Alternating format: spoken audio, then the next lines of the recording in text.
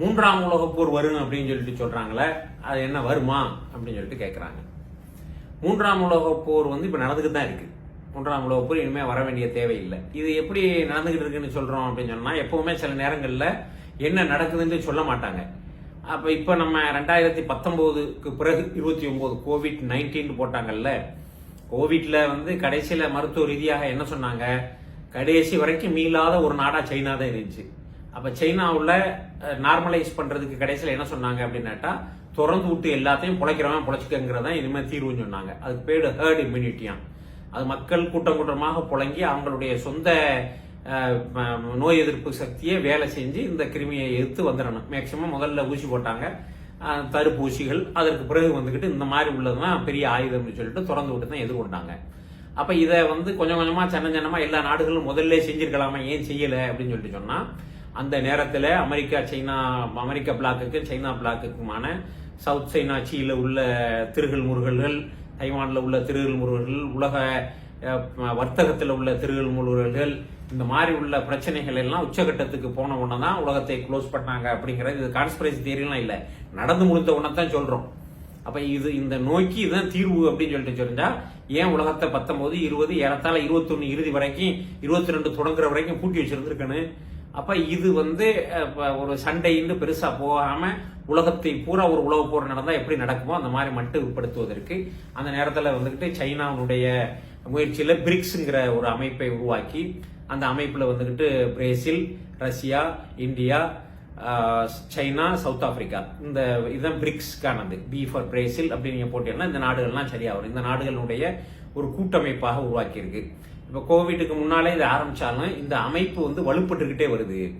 இந்த அமைப்பு ஐக்கிய நாடுகள் சபை, அவங்க அதுக்கு கீழே அதைக்கு பேரலாக வச்சிருக்கக்கூடிய உலக வங்கி, international monetary fund, WTO world trade organisation, இந்த மாதிரி உள்ளதெல்லாம் மேலை நாடுகளுக்கு சாதகமாக நடந்து கொண்டு வளரும் நாடுகளை, குறிப்பாக குளோபல் சவுத் அப்படின்னு சொல்றாங்களா, தெற்கு நாடுகளை பாதிக்கிற மாதிரி வகையில் அவங்க அதனுடைய சட்டங்களை எல்லாம் வேணும்னே ஏற்றி வச்சிருக்கிறாங்க.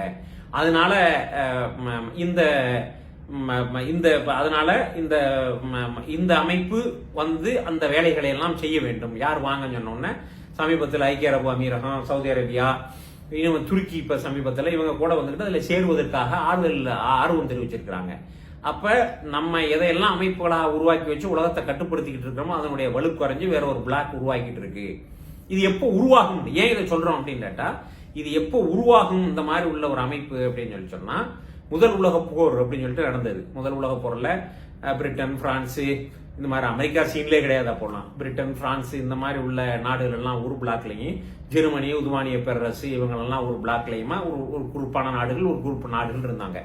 அப்ப இந்த மாதிரி உள்ள நாடுகள் முதல் உலக போர் ஹிட்லர் அப்ப இல்ல, அவர் இல்ல, ஜெர்மன் தான் தலைமை ஏற்று அதை ஒரு குரூப்பை நடந்துச்சு. பிரிட்டன், பிரான்ஸ் தலைமை ஏற்று இன்னொரு குரூப் நடந்தது. முதல் உலக போர் 1919 முடிவுக்கு வந்துருச்சு. 16ல தொடங்கி 19ல முடிவுக்கு வந்து 14ல லேசா தொடங்கிருச்சு, முடிவுக்கு வந்துருச்சு. முடிவுக்கு வந்த பிறகு யூனியன் ஆஃப் நேஷன்ஸ் அப்படின்னு சொல்லிட்டு ஒரு அமைப்பை ஆரம்பிச்சாங்க. அதுதான் இரண்டாம் உலக போருக்கு பிறகு யுனைடெட் நேஷனா மாறி, அதுக்கு பிறகுதான் இந்த WTO, உலகம் பூரா உள்ள இதெல்லாம் நம்ம ஒன்றுக்கும் வியாபாரத்துக்கு ஒரு அமைப்பா செயல்படுவோம், இல்லாத நாடுகளுக்கு இருக்கிற நாடுகள் கொடுக்கறதுக்கு ஒரு வங்கி மாதிரி அமைச்சு செயல்படுவோம், மானிட்டரி பாலிசி வச்சுக்கிடுவோம், இப்படி எல்லாம் இந்த சட்டத்திட்டங்கள் எல்லாம் எடுத்துக்கிட்டு வந்தாங்க. இது எல்லாமே சட்டத்திட்டங்கள் எல்லாம், சட்டங்கள் எல்லாருக்கும் பொதுவா இருக்கணும், எல்லாருக்கும் நன்மை பயக்கணும், நீதியா நடக்கணும்ல. ஆனா இது மேலை நாட்டுகளுக்கு அனுகூலமாகவும் அவங்களுக்கு லாபம் தரக்கூடியதாகவும், வளரும் நாடுகளை சுரண்டக்கூடியதாகவும், ஏழை நாடுகளை வஞ்சிச்சு ஐரோப்பா, ஆப்பிரிக்க நாடுகளை எல்லாம் ஒண்ணும் இல்லாமல் செய்யக்கூடியதாகவும் அவங்களுடைய பாலிசிகள் எல்லாம் இருக்கு. அதனால இதை மாற்றணும் அப்படின்னு சொல்லி இந்த பிளாக் இப்ப வேலை செஞ்சுக்கிட்டு இருக்கு. இப்ப எதை வச்சு நம்ம சொல்றோம் அப்படின்னாட்டா, முதல் உலக போருக்கு பிறகு ஒரு சில மாற்றங்கள் வந்துச்சு, அக்ரிமெண்ட் வந்துச்சு. இரண்டாம் உலக போரை ஹிட்லருடைய நாடு பிடிக்கும் ஆசையினால ஏறத்தாழ அவர் ஐரோப்பாவில் உள்ள எல்லாத்தையும் கொஞ்சம் கொஞ்சமா பிடிச்சி ஜெர்மன் சேர்த்துட்டாரு. அப்போ ஒரு கட்டத்தில் மறுபடியும் பிரிட்டன், பிரான்ஸ் இந்த நாடுகள் எல்லாம் அவங்களையும் பிடிச்சிருவாங்கிற நிலை வரும்போது தடுத்து நிறுத்த வேண்டும் என்பதற்காக அவங்க போரை தொடங்கி அந்த போர் ஒரு வழியாக முடிவுக்கு கொண்டு வரப்பட்டது. அப்ப இந்த போர் முடிவுல அமெரிக்காவும் ரஷ்யாவும் 2 வல்லரசு நாடுகளாக உலகத்துல நிலைநிறுத்தப்பட்டது. அப்ப அதற்கு பின்னால் 1989 சோவியத் யூனியனாக இருந்த ரஷ்யா ஒண்ணும் இல்லாம செய்யப்பட்டதுக்கு பிறகு அது அப்படி எல்லாம் பிரிச்சு சின்ன சின்ன நாடுகள் தஜிகிஸ்தான், உஸ்பெகிஸ்தான், துர்க்மெனிஸ்தான், இப்படி ஸ்தான்கள் வர்ற மத்திய ஆசிய நாடுகள் பூரா ஏற்கனவே சோவியத் யூனியனா ஒன்னா இருந்தது. ஐரோப்பாவில் இருக்கக்கூடிய பகுதிகள், ஆதரவு நாடுகள், இதெல்லாம் உலகம் வேற ஒரு ஆர்டருக்கு போயிடுச்சு. 89களுக்கு பிறகு வேற ஒரு ஆர்டருக்கு போயிடுச்சு.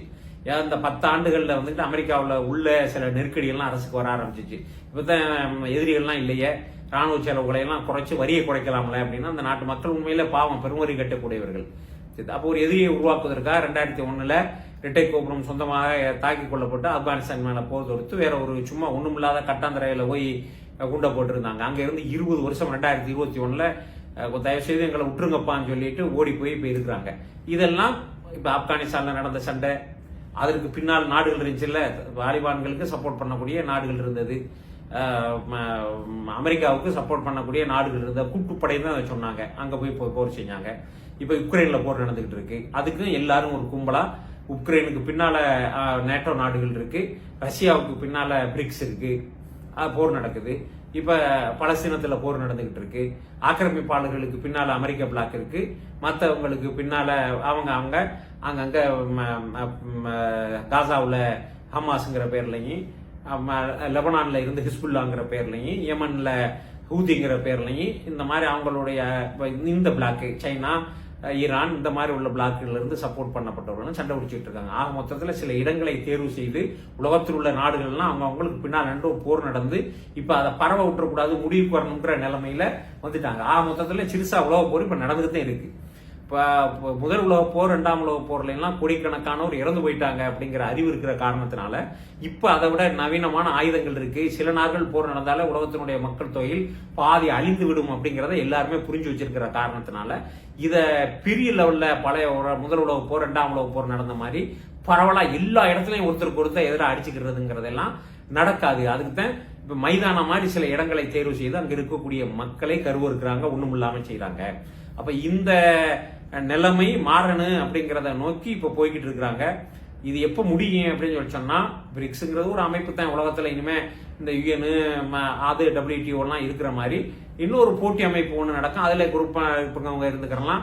2லயும் இருக்க முடியுமா, இருக்க முடியாத? ஏன்டா இப்ப சில பேர் 2லயும் WTO-லயும் ஒப்பந்தத்துல இருக்கிறாங்க, பிரிக்ஸ்லயும் ஒப்பந்தத்துல இருக்கிறாங்க. அப்ப ஒரு கிளாரிட்டி வந்துடும். என்ன அப்படின்னு கேட்டா, நீங்க தான் நாங்க நீங்க தனியா இருந்துக்கிறீங்க, உங்களோட நாங்க இதெல்லாம் வச்சுக்கிற மாட்டோம், இல்ல பிரிக்ஸோட WTO எப்படி தொடர்பு வைத்துக் கொள்ளும் அப்படிங்கறதெல்லாம் இப்ப ஒரு நாமிங் வந்துருச்சு அப்படின்னு சொல்லிட்டு சொன்னா இந்த அதை நோக்கி இப்ப போய்கிட்டு இருக்கு. அப்ப உலக போர் முடிய போகுது, 3ஆம் உலக போர். இது எல்லா இடத்துலயும் நடக்குது.